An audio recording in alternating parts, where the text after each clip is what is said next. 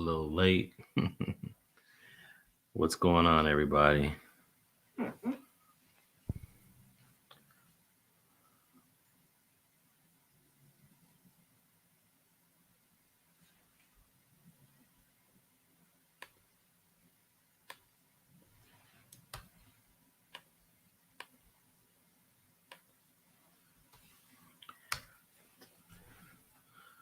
The defense. Will the defense show reasonable doubt? Well, we can go through that real quick. We can go through what was said today. And then you guys can tell me if you think it's reasonable doubt. Make sure. Let me know that you can hear me. Give me a thumbs up if my audio level's good. Just give me a thumbs up if my audio level's good.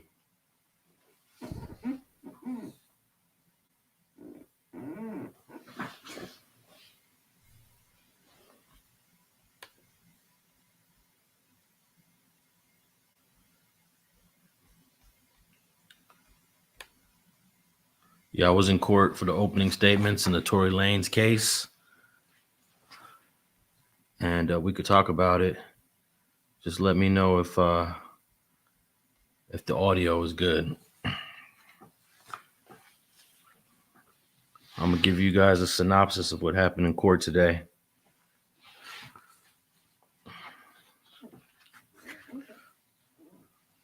All right, well, the first thing that I noticed in court today, that there was a lot of media. There was at least 20 representatives of the media.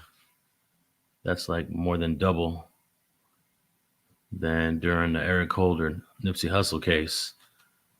So there is certainly a bigger interest in this trial than there was in the Eric Holder case.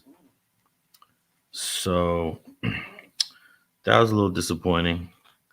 All the media that came out for the opening statements for Tory Lanez.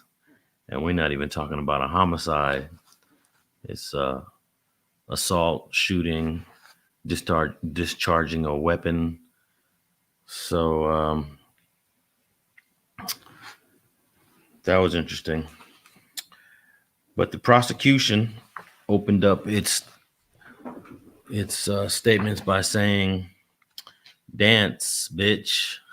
Those are the first words that prosecutor, let me get his name right, Alexander Bott, B-O-T-T. Alexander Bott opened up his statements by telling the jury, "Dance, bitch." And then he said that Tory Lanez shot 5 rounds after saying that. And that Megan Thee Stallion suffered injuries in both feet. Both feet. And then he says, the prosecutor says that 5 hours later, when Tory Lanez was in custody, he called Kelsey Harris and told her that he was sorry. He knows that Megan will probably never talk to him again, but he was drunk. So this is what the prosecutors are saying an apology for the shooting was. Although in this phone call that he made from jail, he never mentions the shooting, but he does apologize to Kelsey Harris for, and he blames whatever he did on being drunk.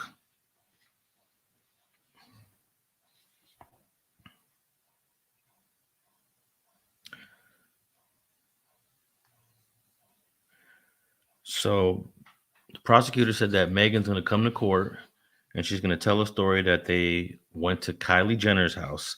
Now, it was Megan and Kelsey that went to Kaylie Jenner's house. Tory Lanez showed up at Kaylie Jenner's house later with his driver. And that's when the whole situation that eventually ended up in this shooting starts. It all starts at Kaylie Jenner's house. They say that Tory Lanez showed up at Kylie Jenner's house and he had a 9mm gun. I guess the gun was in the car. And the prosecutor does admit that Megan Thee Stallion and Tory Lanez were involved in an intimate relationship at some point. Remember that Gayle King interview? Well, we found out today that it is true. Most of us kind of already knew that. So while they were at Kylie Jenner's house, there was an argument between Megan and Tory Lanez. And eventually they get into the car. And according to the prosecutor, the argument in the car was about disrespect that Megan said to Tory Lanez regarding his music. Apparently, this is what set him off, according to the prosecution, that she made an insult about his music. And then Megan wanted to get out the car. And this is when they pulled over at 1841 Nicholas Canyon. And this is where the shooting takes place. Megan got out, then Kelsey got out, then Tory Lanez grabbed the gun, said dance bitch, and fired 5 rounds, and she was shot in both feet. Neighbors heard the shooting. There's no doubt that a shooting did take place. There were 2 911 calls. One call came from a resident that lived on Nicholas Canyon, and another call came from a woman that lived 1 block over. The DA told the jury this morning that Megan eventually, after she got hit by the bullet, she walked over to another property and was in the driveway where a little bit of blood trickled from her foot into the driveway. And then shortly after the shooting, Kelsey goes over to comfort Megan. Then Tory Lanez, this is kind of interesting. Then according to the prosecutor, Tory Lanez goes over to both Kelsey and Megan after the shooting and assaults Kelsey, pulls her hair, slaps her.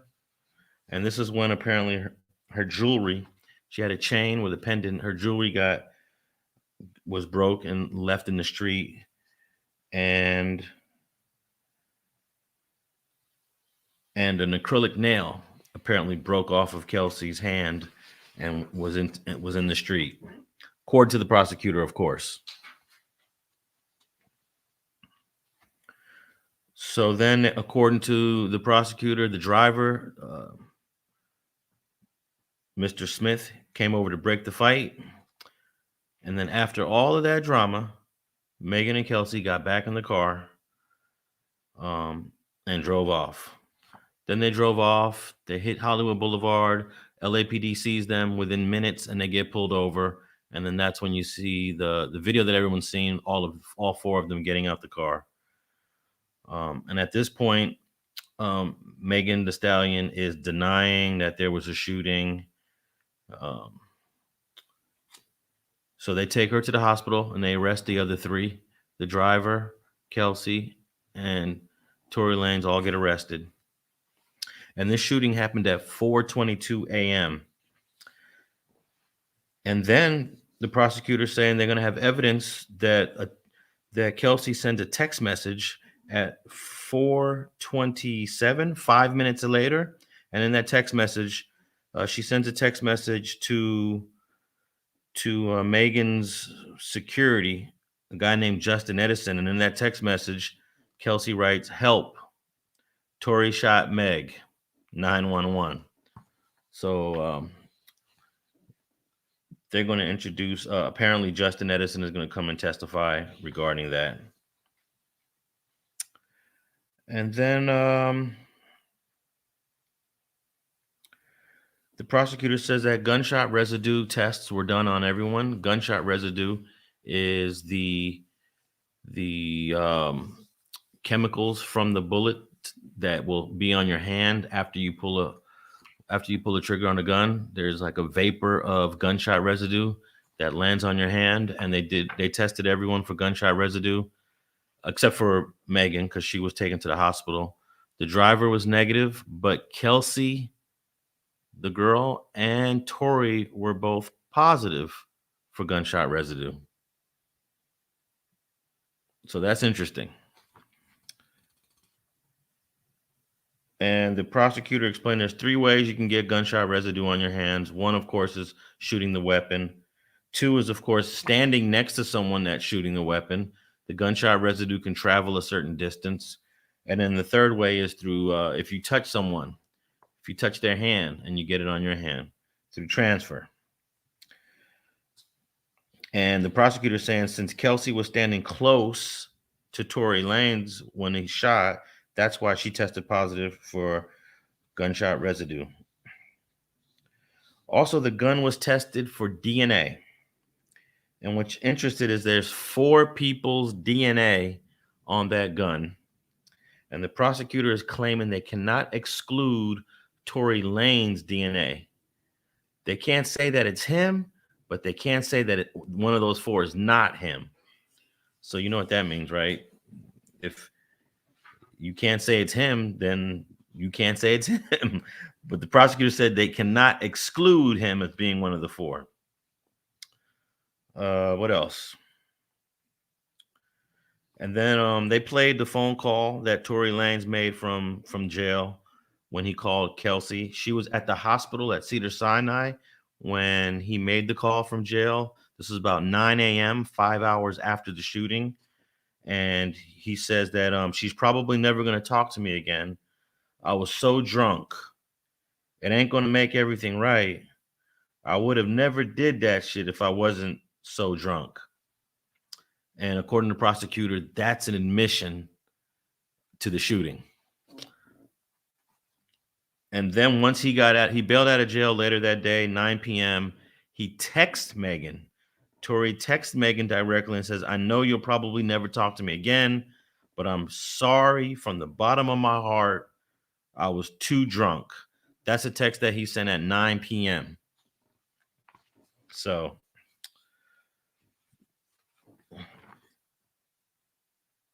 that's going to be evidence that the prosecutor is going to use. And the prosecutor also said in opening statements that Megan will testify on Tuesday, which is tomorrow, and she will admit that she did lie and said she stepped on glass. She will explain her reasonings. The doctor did pull out 3 bullet fragments from her foot. So we're going to eventually hear testimony about the bullet fragments that came out of her foot. They did show a photograph of her foot after it was stitched up. And according to the prosecutor, he says these are the 6 things that are going to convict Tory Lanez. 1, they have the gun. 2, we have a phone call of Tory apologizing. 3, Megan is going to say he shot. 4, Justin, the person that works with Megan Thee Stallion, who Tory Lanez went to Justin went to Tory Lanez's house later that day to get some belongings that belonged to Megan. And Justin is supposedly going to say that Tory admitted it to him. 5, Kelsey's going to say it. And 6, the apologizing text. And after the prosecutor presented that a nice little PowerPoint with those 6 points, he says that he hopes that you find him guilty as charged. Now, the defense came and said, look, this is about jealousy. This is about jealousy. The defense attorney is George Mgdesyan. And he says, we believe the evidence is going to show otherwise. He said that the prosecutors skipped a lot of stuff that happened at Kaylie Jenner's house, and that more effort and more attention should be given to what happened at Kaylie Jenner's house, and that will explain a lot of what happened that day. He said at Kaylie Jenner's house, Tory Lanez shows up and jumps in the pool. He's in the pool with Kaylie, and at this time, apparently, Tory Lanez doesn't even know that Kelsey's there. She had been intoxicated, taking a nap, sleeping, and he was in the pool. And something transpires at this point where Megan gets angry. She gets angry. According to the defense attorney, she gets jealous. She gets extremely jealous and she wants to leave at that point. Tory's hey, I just got here. I'm in the pool. I'm having fun. I don't want to go. Megan's upset and she wants to leave. A, a stylist named Eric Culverson says, I'll take you home, Megan. Megan says, no, I want Tory to take me home. So Tory says, look, let my security guard, Mr. Jaquon Smith, let him drive you because I want to stay. So they leave. The driver leaves with Megan, and Tory Lanez stays in the pool with Kaylie, and they're hanging out, having fun. Eventually, Megan gets upset while she's in the car with the driver and says, oh, I forgot something. Take me back to Kylie's house. She didn't forget anything. There was nothing she forgot. She just wanted to go back. It seems as if the way the defense attorney was outlining this is that Megan Thee Stallion was a little jealous that Tory was hanging out with Kaylie Jenner. So she goes back, the driver goes back, and she creates such a huge scene at Kylie's house. At this point, this is when Kaylie says, it's time for all y'all to go. She said, it's time for y'all to go. This is out of control. So eventually they all jump in the black SUV. There's four of them, of course. It's the driver, Mr. Smith, Tory Lanez, Megan, and Megan's friend. I'm forgetting her name. Her name is just Kelsey. Two girls' names with K's. Kaylie, Kelsey. So them four are in the car. And according to the defense attorney, they start arguing in the car. Kelsey joins in the argument with Megan. So it's Kelsey and Megan arguing against Tory Lanez. But then Tory says to Kelsey, why are you taking Megan's side in this argument when Megan has been having sex with me behind your back? Apparently, Tory had a relationship with Kelsey Harris first, and then somehow Megan moved in and started a relationship with Tory. And then that turned the argument between Megan and Kelsey against Tory. Now it's Megan and Kelsey arguing with each other, according to the defense attorney. This is opening statements. So Tory Lanez asked Kelsey, why are you backing up Megan when she secretly had sex with me behind your back? And then Kelsey says, well, Megan did this to me before too, with other men. Apparently she did this with Ben Simmons and the rapper The Baby. Well, they get to arguing, they drive, and then they stop the car on Sunset. Megan gets out the car all mad. She sits at a bus stop. Then Tory Lanez convinces her to get back in the car, and they all get back in the car, and they start arguing again. Megan and Kelsey apparently are arguing, and the defense attorney says that the state wants to convince you that the fight was between Tory Lanez and Megan when it really was between Megan and Kelsey. So apparently they get out the car on this street at Nicholas Canyon. And according to the defense attorney, Kelsey gets out of the car from the back seat and approaches the front passenger side where Megan is sitting and punches her. And they get into a fight. And this is where the defense attorney explains this is why there's Kelsey's chain is on the ground, a pendant is on the ground, and her acrylic nails are on the ground, because this was the result of a fight between the two girls. And then at some point, there's a shooting. And according to the defense attorney, it is Kelsey doing the shooting, not Tory. And then why is Tory Lanez DNA, or I'm sorry, not DNA. The DNA was inconclusive, but the gunshot residue, why is gunshot residue on Tory Lanez's hand? Well, according to the defense attorney, when Kelsey started to shoot, he ran over to her to grab the gun to stop her from shooting. And because he touched it, came into contact. There's GSR, gunshot residue, on his hands. And then the defense attorney said there's also a 911 call from a neighbor named Sean Kelly. And Sean Kelly says he hears the argument between the females. And he actually gave an interview to the police on site and said that there was a fight between the females. So the defense attorney ends up saying, look, you got to ask yourself serious questions. One, who got out the car? He's going to say Kelsey got out the car. Two, who argued with who? Defense attorney is going to say Kelsey argued with Megan. And then who shot the gun? And according to the defense attorney, it was Kelsey who shot the gun. He said the prosecutor is going to try to discredit that neighbor, the neighbor that claims that he saw the two girls fighting. So he told the jury to beware of that. And he said that there are going to be so many inconsistent statements that Megan has said in interviews, on Instagram posts, interviews she gave to the police, interviews she gave to Gayle King. And he told the jury, just keep all of that in mind. And when you judge their credibility when they testify. He said Megan spoke to the police at the scene. She spoke to the ambulance paramedics. She spoke to the police 4 days later. She spoke to Detective Stogner. She spoke to Gayle King. She said she was never in an argument.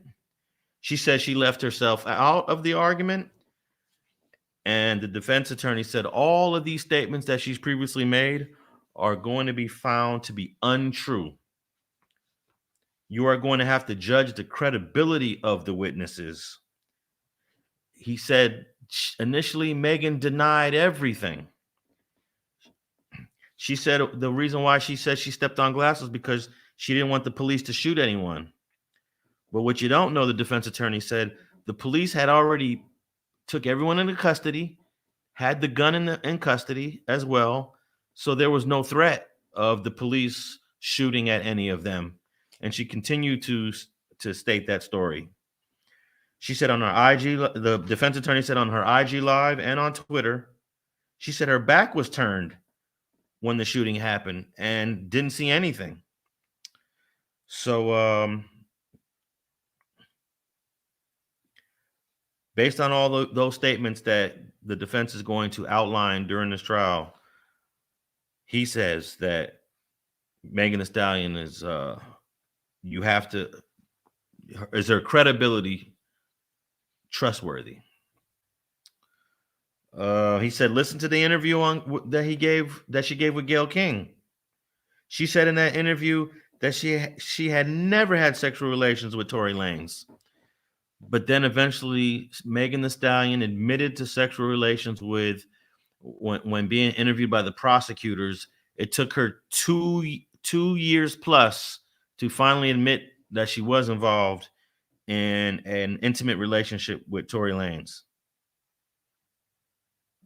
He said, the defense attorney said those apologies, the apology text and the apology phone call, he said the state wants you to think that he was apologizing for the shooting. The defense attorney said no, he was apologizing for cheating on her and not disclosing the relationship that he had to her and to Kelsey Harris. You are going to have to decide credibility. The defense attorney said her testimony changes.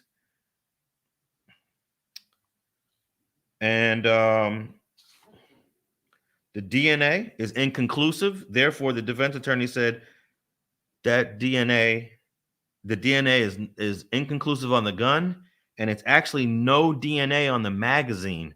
The magazine of the gun has no DNA linked to Tory Lanez, which is interesting, right? Because there's 4 DNAs on the gun, and they're saying it's inconclusive that Tory Lanez DNA is on the gun, but the magazine has no DNA of Tory Lanez. The defense attorney is saying there's none of his DNAs on that gun at all. And they never tested Kelsey Harris's DNA on that gun either. And he made a strong point to the jury that the detective did not test Kelsey Harris's DNA. And he said that once you hear all the evidence and once you hear all of Megan's inconsistent statements and her lies of who she was arguing with, you will find my client, Tory Lanez, Mr. Peterson, not guilty. And that was the opening statements. There were a couple of witnesses that testified. I might go through. I'll go through that with you real quick. They were all cops that testified.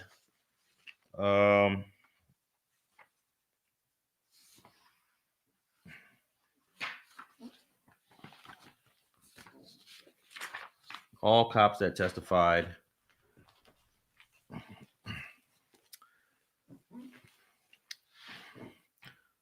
But I'll take some questions. But I'll quickly go through the witnesses. The first witness was Officer Rogelio Diaz, LAPD officer, who responded to the scene where the shooting took place on Nicholas Canyon Road, and they found 4 bullet casings there.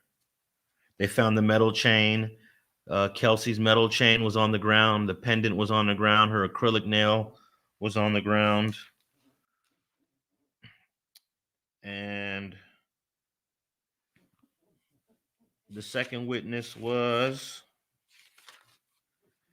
another LAPD officer, a female cop named Sandra Cabral.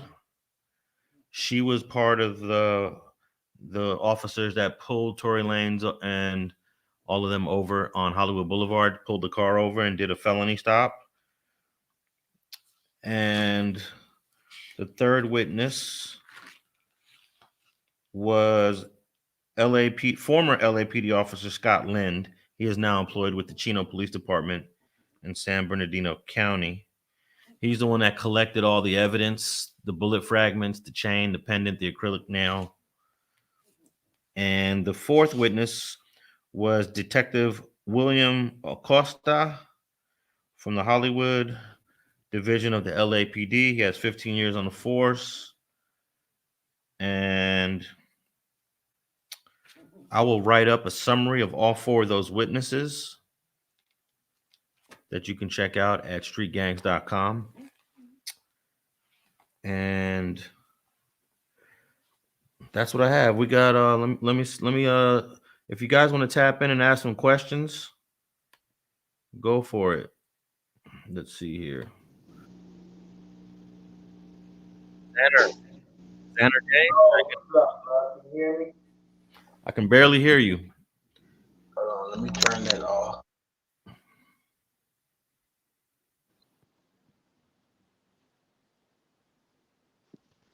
Can you hear me? Yep, I hear you much better now. All right, turn the other speaker off. First of all, I just called. First of all, I've never called your platform before. I got 2 questions. Didn't Megan perform like a week afterwards of her shooting? Well, if she did, it didn't come up in opening statements today. So she was on stage like 2 weeks later. I don't know. They didn't mention it in opening statements. It didn't come up. It may come up tomorrow because she's scheduled to testify on tomorrow, Tuesday. So we'll find out. That's a good question for the defense to ask. But I'm unaware if she performed. She performed within 2 weeks of her issue. And then one more. You gave me another thing. And there 4 prints on the gun. What did you say? You said 4 fingerprints on the gun? No. There's DNA of 4 different people on that gun, and they could not exclude Tory Lanez, but the defense attorney in opening statement said that's not his DNA. They cannot conclusively say it's his. So it's kind of a slick way that the prosecution is doing it. They're saying, hey, there's 4 people's DNA on that gun, and one of them might be Tory Lanez. They don't know for sure. They can't exclude him. But the defense said, nah, they're just playing with words. His DNA is not on that gun. So DNA and prints. I'm confused right there. Fingerprints or DNA? They just talked about DNA and GSR. There are no prints on. There are no prints of Tory Lanez on the magazine or his DNA. The DNA and the prints. There's none of his information on the magazine of the gun. Okie dokie. The magazine's clean. And no residue on two people's hands before DNA. That's messy and weird. Well, the GSR is different from the DNA. The GSR powder. It's powder. It's the powder, exactly. So they're saying there's GSR on Kelsey's hands and there's GSR on Tory Lanez's hands. Now the prosecutor's saying the GSR is on Tory's hands because he shot the gun, and that Kelsey was standing close by. That's why she has GSR. But the defense is saying, nah, Kelsey shot the gun and Tory Lanez went to grab it from her, and that's why he's got GSR. So it's pretty much a he say, she say type of case. Okay. And how many people were in the car? 4 or 3? 4. You got the driver, I believe his name's Jaquon Smith, Tory Lanez, Kelsey Harris, and Megan Pete. Can I ask you something? Because you do this more than I'm just an ex-criminal. What the hell you think happened? Or you want to wait till next week or something? I'd rather wait till all the evidence comes out before I pass judgment. Okay. But I can tell the prosecutor presented a very compelling argument that sounds very convincing of guilt towards Tory Lanez. But the defense attorney came with an equally compelling argument of not guilt towards Tory Lanez. So it's really going to be it's going to be on whether you believe Megan Thee Stallion's testimony, Kelsey Harris's testimony, and then another person named Justin who's going to testify. Justin is Megan's security that went to Tory Lanez's house later that day, and they claim he admitted to him. Of course, there's no audio, there's no video. He's just going to say, yeah, Tory admitted it to me. Okay. But look, okay, one more thing. Okay. I was doing my recon, and then I had to go see what Alonso got to say. I caught the tail end. Basically, what I caught was you giving Tory's side, right? And it seemed like the media after today, the media was all on Meg. But would you tell what I just heard from you? I'm back on Tory's side again. Well, I'm on neither side. I'm just looking at both sides, but I haven't really tapped in what other people said. I don't know how. Well, I guess they're saying that the prosecutor gave a compelling argument. But here's another thing that's interesting, and I'm going to write this in an article, is that the police claim that there was a blood trail of Megan's blood on her feet from when she got shot and then when she went to the driveway. And the defense attorney asked the cops, like, where are these photos of the blood trail? And none of them had photos of this blood trail. They showed one photo of a blood stain, but there's no evidence of a blood trail. So she probably got grazed, if anything. Doesn't matter. Well, I think that since they pulled 3 bullet fragments out of her foot, it could have been that someone shot at the ground and then it hit her foot after it ricocheted off the ground. It shattered. Yeah, not a direct hit, but because there was 3 fragments in 3 little areas of her foot by the heel. So it doesn't look like a straight entry wound. It looks like a shot. You know how shotguns do buckshots? It's kind of like 3 little buckshots perhaps entered her foot. But we're going to get testimony from the doctor on that later this week. It sounds like someone shot a warning shot. The bullet shattered and it hit someone. That's possible. Wow. And that's why all the people touch the gun. It was like a gun they had in that car. They just take it with them and they feel comfortable. Okie dokie. I'll let you go. You got some other people on your line. I appreciate you tapping in. 1,000, bro. All righty. Later. Hey, what's also interesting is that the defense attorney showed photos of Kelsey at the police station, and her top that she was wearing at the pool party, one side, the strap was ripped. And the defense attorney was suggesting her top was ripped because she was in a fight. And the police were like, oh, I didn't know her top was ripped. They're definitely downplaying the possibility of Kelsey and Megan actually in a fight, a physical fight. Kelsey's fingernail was broke, her chain was broke, her pendant was found on the ground. And then we saw a photo of a slight cut that she had, and then one of the straps on her top was ripped. So the defense is going hard on the theory that Megan and Kelsey were fighting, and that's what led to the shooting.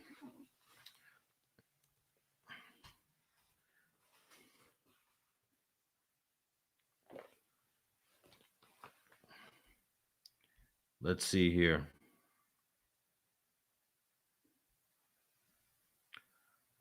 Who do you think had a better opening argument? Man, that's a tough question to answer. I thought they both gave great opening statements. I mean, if you're a prosecutor, you covered all the bases that you can cover, and the prosecutor did a great job covering all the bases. But if also you're a defense attorney, he came back with explanations for everything. I don't know how convincing though the apology explanation is. I mean, how many of y'all think that Tory Lanez was apologizing for something else? He sent a text apologizing. I know Megan is never going to want to talk to me again. Is that about cheating? Is that about intimate relationship with another woman? Or is that about the shooting? It's possible, right? The apology text and then an apology phone call. It could be about something else. Never was shooting mentioned in the phone call he made from jail, and never was shooting mentioned in the text message, but he was profusely apologizing. So it's possible. What's the difference between the DNA and the fingerprints being on the gun? Well, I think you can extract the DNA from the prints, so they're kind of one and the same. The other thing that they were highlighting was the gunshot residue, the powder, the chemical that comes out of the bullet once it's discharged. Can you get Trey K to give you an interview? Hey, if Trey K wants to do it, he knows he can come. He can come through anytime. That's on another topic though. Slow poke. Yeah, Trey K can come through anytime he want. That's up to him.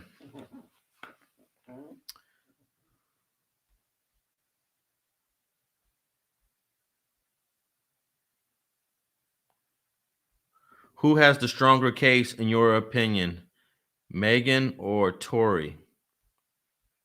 Well, the case, the burden of proof is on the prosecution, Megan's side. They have to prove everything.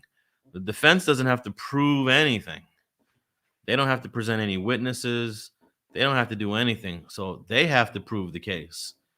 So the real question is, while the prosecutor is presenting its case, can the defense poke holes to create reasonable doubt? Can the defense poke holes in Megan's testimony or in Megan's previous statements or Megan's previous interviews? And he certainly can. We already know he can. We already know Megan lied about the relationship she had with Tory Lanez. She told Gayle King that there was no intimate relationship. Well, we know now that's a lie. Now, here's another question. Are the lies that Megan told enough to provide reasonable doubt for a jury to say not guilty? Or those lies that a jury could understand and overlook? That's the question right there.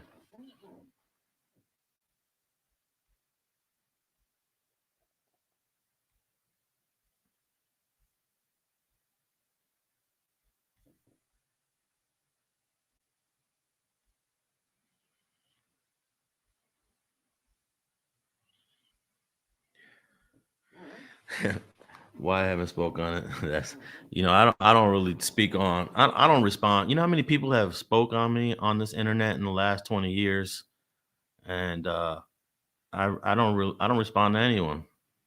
I always find someone saying something, so I ain't responding to that. AGTV, Megan has a horse face.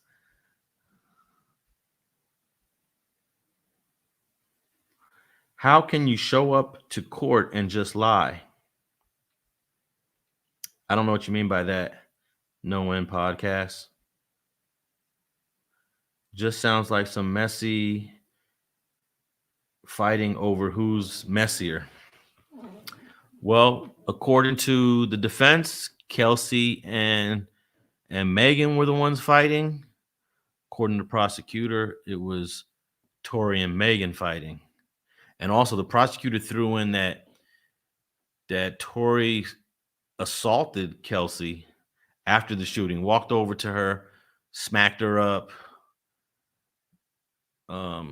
slapped her up a little bit. And then the defense attorney later said that there is no evidence, there's no injuries, there's nothing to point that Tory even touched Kelsey. So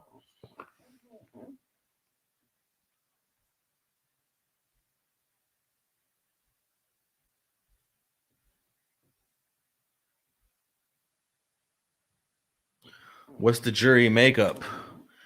I just started taking a look at the jury during the afternoon, and I haven't been able to finish my jury makeup, but I can tell you that of the 12 main jurors, because I believe they have either 15 or 16.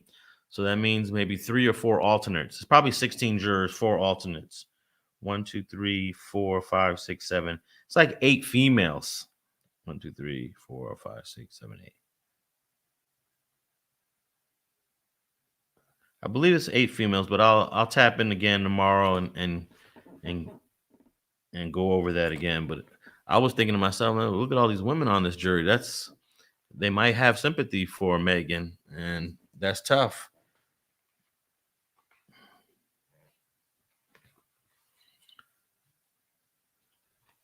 All right, we're at the 44-minute point. I'm gonna go a few more minutes, and then I'll be back tomorrow night around the same time, maybe a little earlier, to go over day 2 of the trial. Let me just add one more interesting thing. When Officer Cabral was testifying, the defense attorney asked him about a Louis Vuitton bag that was in the SUV that was right next to the gun. And the defense attorney was trying to get the officers to suggest that the Louis Vuitton bag belonged to one of the girls, or belonged to Kelsey, or it had female paraphernalia in it. And the the cop was trying so hard to not really say whether or not it was female related. I think he even said it was unisex. Um, there was a suitcase and a Louis bag, a Louis suitcase and a Louis purse right by the gun, and they don't really know what's in the bag, whose property is in the bag. One of the questions was, whose personal property is the the LV bag, the Louis Vuitton bag?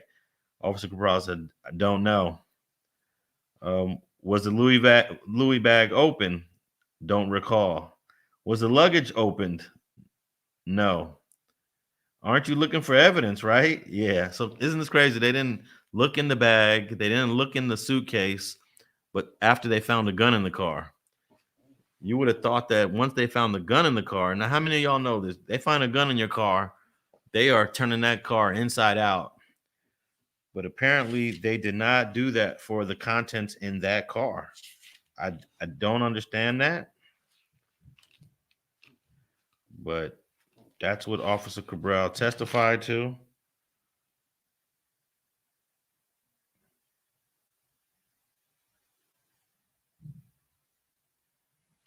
So that was interesting.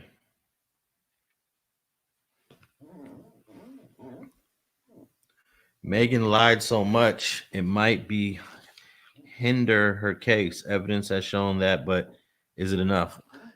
There's no doubt that Megan has made inconsistent statements and untruthful statements. But are those statements enough to overlook the whole case against Tory Lanez? Or is it enough for reasonable doubt? That's the question. So, all right, let's tap in with it's AG. I see you still, Matic. I'll come to you in a minute. Hey, Alex, what's up? What's going on, AG? Hey, Tory Lanez admitted to me that you shot Megan the night it happened. Come on now. Nah, just fucking around. Nah, just playing. Hey, man, this all sounds like some bull, though. Like, it just, I don't know, it sounds like a lover's quarrel that just kind of went wrong. And now he's kind of Tory's taking the blame for it. Well, I mean, it's either a fight between Tory and Megan, or it was a fight between Megan and Kelsey.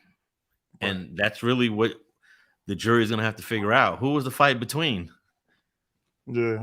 Now, let me ask you, are they letting multiple reporters in, or how's it going down? Oh, yeah, they're letting they pretty much let everybody in. There was some space in this courtroom for more people to come. And if anyone's interested in coming, it starts, if you're in the Los Angeles area, if you're in the Southern California area, the trial starts at 10:30 a.m. and there seems to be enough space for everybody to get in. Now, what is Tory's expression throughout the whole case? Tory's sitting there with his notepad. He's taking notes. He's got two attorneys. He's got the lead attorney that did the opening statements, and he's got a co-counsel, and he's talking to them periodically. And then he also has like a entourage of about 10 people that are sitting on one side of the courtroom. Wow. So he seems to be in good spirits. He seems to be positive. He seems to be really engaged, taking notes, and then communicating with his counsel. So yeah, he's on top of it. Right. Supposedly he walked in with his son. He did have a little kid with him. I don't know if that's his son. That's what someone, I think one of the reporters tweeted it, but you could assume so. But yeah, he had a little kid, like a 2 or 3 year old kid he was holding. He wasn't in the courtroom though. This was in the hallway. Oh, I see. Okay. All right. Now, you think that's something that's, did he kind of designed that? Like, oh, he's trying to get sympathy. Yeah. The attorneys and defendants always strategize their cases, the way that you're dressed, the type of suit you have on, whether you're wearing glasses, if you bring your family, of course, they want the jury that's walking in and out to see him out there with that little boy, playing that father role, because that can gain some sympathy points. Mm. Now, what is the mood like throughout the whole courtroom? Is this tone very serious, or? This is a very strict courtroom. There are no cell phone use at all. Usually, sometimes some judges will let you get on your phone if you're the media. You can send some tweets out, post some updates, but no one is allowed to do any of that in this courtroom. And if you walk out the courtroom, you can't come back in until there's a break. So pretty strict with Judge David Hereford. Okay. Now, how many days do you see this lasting? How long do you see the trial lasting to? I think it should be over in 5 days. Oh wow. Okay. Yeah. But you know what? I don't know how long. I could see Megan on the stand for an entire day, just her only. Yeah. Because they're gonna go all the way back to Kaylie Jenner's house. So they're gonna ask her questions about that. Then they're gonna ask her questions about whatever arguments took place leaving Kaylie Jenner's house. Then they're gonna talk about going to Nicholas Canyon Road where the shooting took place, and then they're going to talk about getting pulled over by the police, and then everything that happened after that. And then, of course, the defense gets to cross-examine, and then they're going to go back and forth, redirect, recross. that's going to take all day, just Megan alone. And I think she's supposed to testify tomorrow. Was she in the courtroom today? No, she wasn't there at all today. Oh, okay. Wow. Okay. Now, do you know if Sammy? What is it, Sammy? I forget. The driver of the car, is he supposed to testify? I'm sure he is, right? You know, I haven't heard anyone say his name is Jaquon Smith. Okay. I haven't heard the defense attorney or prosecutor mention him as a witness that's going to come. They did mention that Megan's security, he's going to testify. His name is I believe Edison. Let me see. He's going to testify. He went over to Tory Lanez's house to get Megan's personal belongings, and he's going to testify to a conversation that they had, Megan's security. And then we're also going to hear from maybe definitely Kelsey's going to testify. And then we're going to have like some experts, a gunshot residue expert, maybe the doctor that did the surgery on Megan. That'd be good, yeah. But I haven't heard anything if the driver is going to come. Do you know if I can find the transcripts online? I don't think transcripts are ever available online while the trial is occurring. You'd have to wait till the trial is over, most likely, to get the transcripts. Okay, I see. Yeah, cool. You definitely, in California, you got to wait till the trial's over to get the transcripts. But last question. What do you think? I mean, it sounds like, well, last comment. What do you think? I don't know. The prosecutor's side just seems kind of like, doesn't seem strong enough to me. It just seems like they're guessing, they're throwing whatever out to the wall. Well, I think the prosecutor made six pretty strong points about why he thinks you should find him guilty. I'll go through them real quick, and you let me know what you think. Okay, go ahead. One, they have the gun. And actually, the gun, when they got the gun was still hot. It was warm to the touch. Okay, so they got the gun. They have a phone call of him apologizing from jail. They have a text message he sent to Megan apologizing. That's 3. They have Megan coming to court, eventually going to say he did it.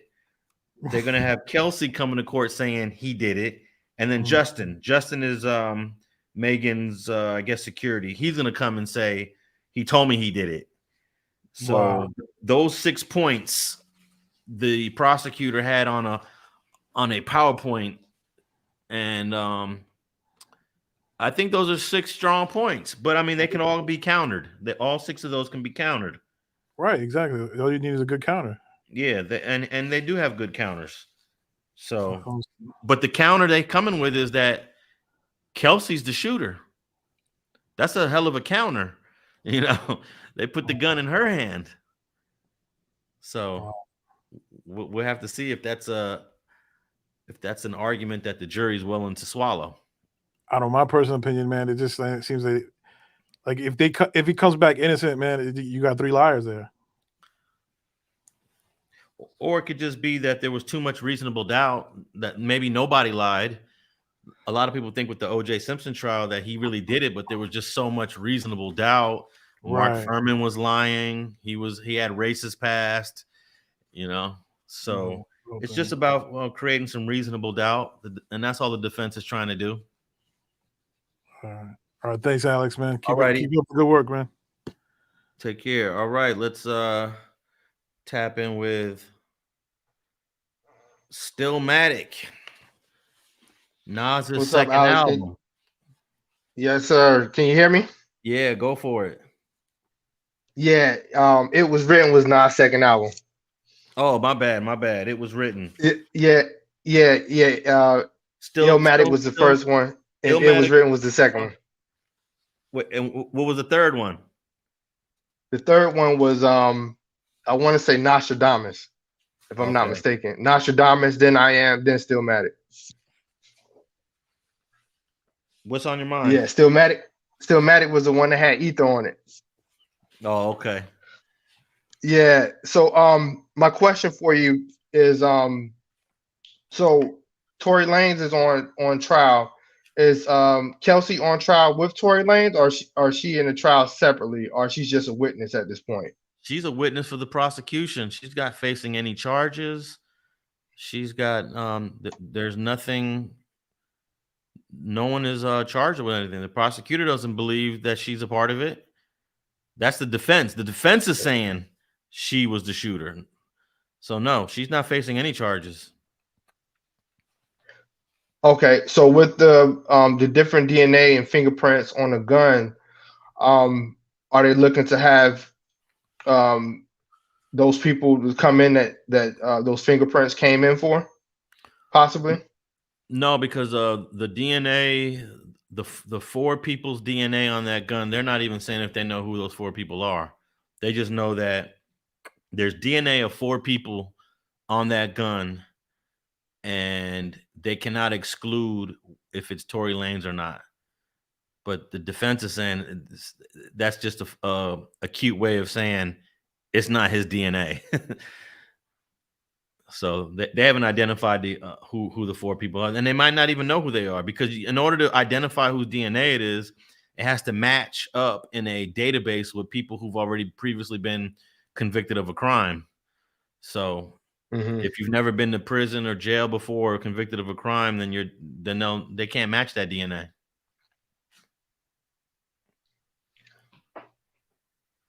Okay. And I was reading that he's facing what, up to 22 years if convicted? Maximum 22 years? If he's convicted of all counts.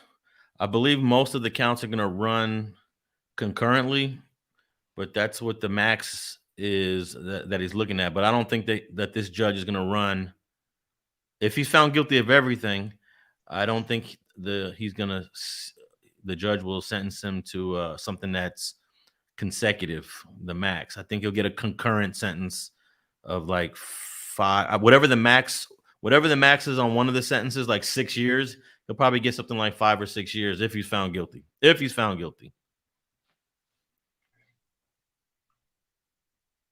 Okay. And if he's found guilty and he does his time, he's going to get sent back to Canada, right? Because he's from Toronto. Yeah, he'll get deported. He'll get deported after he does his time, and he probably will be banned from the United States for like 5 or 10 years. And that will probably impact his career, right? Most of his career is based in the US, I'm assuming, as an artist. Yeah. So yeah, he's looking at some serious consequences if he's found guilty. Yeah. Also, he had an incident with August Alsina too, a couple weeks back. Do you think that will be brought up in this trial with showing aggression? No. It has nothing to do with. It shouldn't be brought up because it has nothing to do with this case, and I'm sure that this defense attorney would not allow that to come in because it's hearsay. Was he arrested or charged with anything? I don't believe so. Not that I'm aware of. Yeah, that it's 100% irrelevant to this trial. It will not come up. Okay. It's gonna be interesting. Yeah, see how everything comes out. Where you tapping in from tonight? Tampa Bay. Okay, Florida. Yes, sir. Yeah, it's like 250. Oh, it's yeah. You was happy about that Super Bowl win that they got when Keyshawn Johnson was on the team? Oh, nah. I'm not a Tampa Bay Bucks fan. Oh, okay. yeah, I'm just a sports fan. Yeah. So how do you think this trial is gonna go? It's gonna be interesting. I hope they come up with the right verdict. You hate to see somebody innocent go to jail, but you hate to see somebody guilty go free. So, well, out of the two, which one's better? An innocent person going to jail or a guilty person going free? That's a hard one to say. I'm just happy I'm not a juror, and I'm happy I'm not a judge. So. Do you buy the idea that Kelsey Harris, the female, could possibly be the shooter? I mean, anything's possible. This is America, so Cain kill Abel. So I don't put nothing past nobody. Everybody's a suspect. All right, man. I appreciate you tapping in, and I think I'm gonna call this a night and get some rest. Okay, sound like a plan. Appreciate you, Alex, man. Keep it up, bro. All right, there you go, Stillmatic.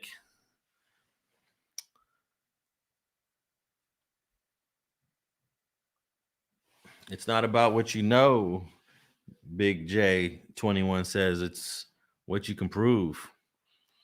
That is certainly what these trials are all about. You know, sometimes when I'm sitting in these cases, it's like none of this is even about the truth. It's about one side's narrative over the other side's narrative, and both times both the narratives are not even truthful. You know, it's crazy how these trials become extremely performative, and it's about just trying to present the best story that a jury can digest. So Megan Thee Stallion is going to be testifying in court tomorrow. I will be back online tomorrow. Let's say 8 p.m. Pacific Standard Time, California time. I'll get on around 8 p.m. and give you a synopsis of what happened. All right. Appreciate y'all. See you tomorrow.